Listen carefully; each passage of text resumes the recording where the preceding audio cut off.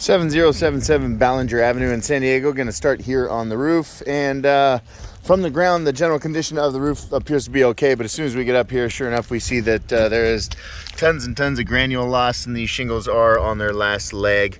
The stagger is short also.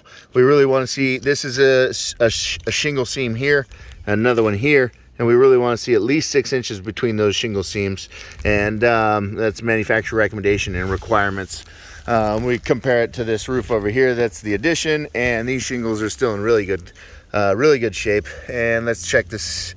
There's a shingle seam, and there's another one, so that's a little tight, better than what we saw over on the older section.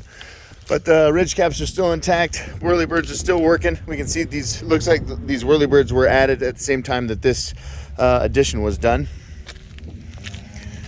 Come over here to the solar side, and chimney flashing still appears to be working properly. There's counter flashing, there's saddle metal, and there's step flashing. That all looks good.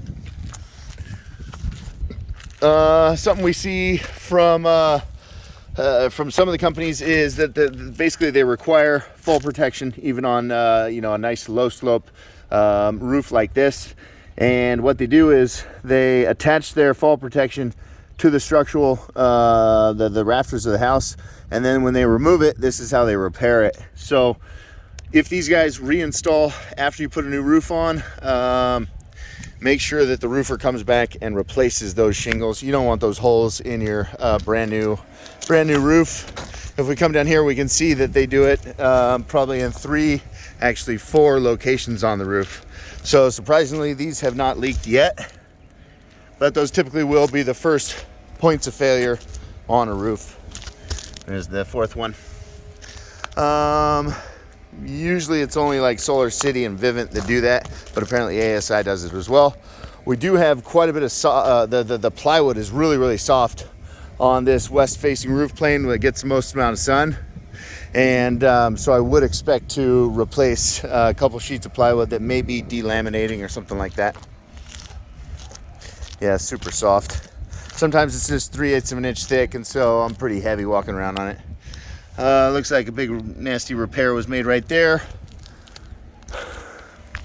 I'm not sure if this powered attic fan is working. Doesn't look, I don't hear it coming on, so maybe the attic isn't hot enough. Usually run by a thermostat, or maybe we can eliminate it and just use a more traditional ventilation method.